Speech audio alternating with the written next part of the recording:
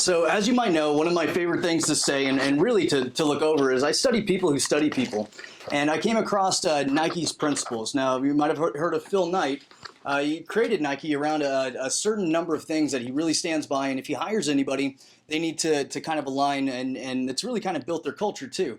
I would say that the best thing about me learning any of these or actually reviewing them is to really kind of consider how many of those I share in common with them. And to me, it's fascinating. I think that there's a lot of things I've figured out in business along the way that I consider like me being creative or me being something that might be the first one to have done it, but then I study other people and I go, man, the best of the best have been doing this stuff for a long time. So he has 10 principles. I'll go through each one just in a little bit, and I hope everybody kind of takes a little bit something from it and either builds from their business or does a little bit extra and make something of it. So the first principle is our business is change. This means Nike is always evolving and always adapting to the new market. You know, for example, when they first started, they were just a shoe company. Now they're in all kinds of active sports, baseball, soccer, you name it, they've got the best of the best. So in our business, no matter what, I'm always trying to stay one step ahead and create things that maybe people haven't thought of yet, or at least try to get ahead of where I think the industry might be going. We want whatever we do to make a big difference in what our industry does and kind of be the leaders in that. Number two is that we're on the offense all the time. This means that Nike is always being proactive instead of reactive. It's the main source of how we prospect. You know, when I'm looking for new business or I'm trying to take care of a client at the next level, I want to call them before something happens, but I also want to make something happen bigger if I know that it can make a bigger change in the market.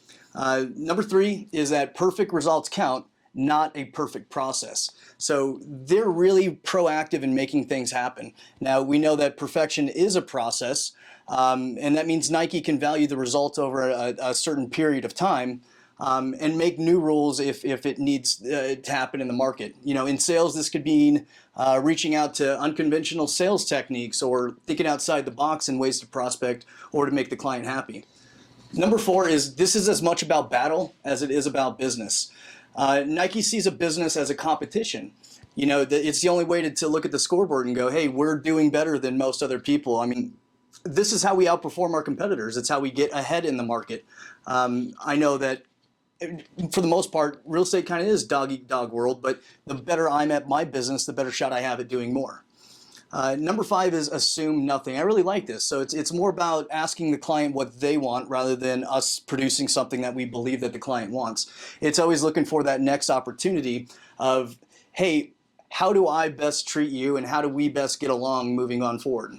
Number six is live off the land.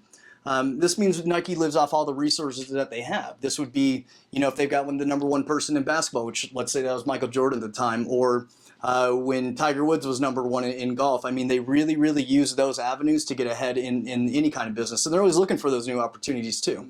Number seven is your job isn't done until the job is done.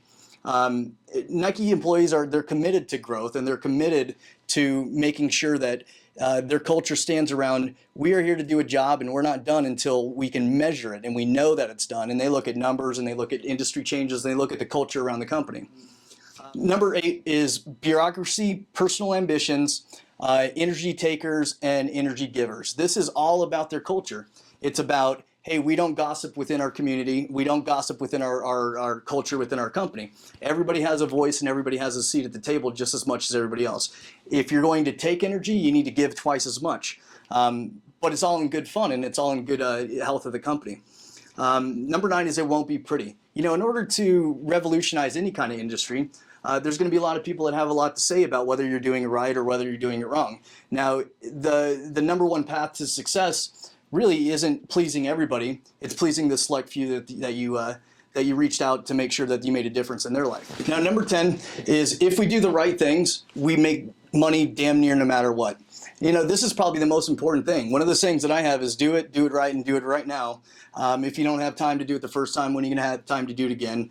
If you don't have the money to buy the one that you want, when are you going to have money to buy it again? This is really just, it's the grind, it's the work. We know that no matter what, if we put our goals and our ambitions and the future of the company first, it's really, really hard to lose, you know, and it's not always measured in money, but it is a good way to measure it through everybody else. So really to wrap this whole thing up, I know that everybody can use these own principles in their own business, but also take some of these and make some of them your own.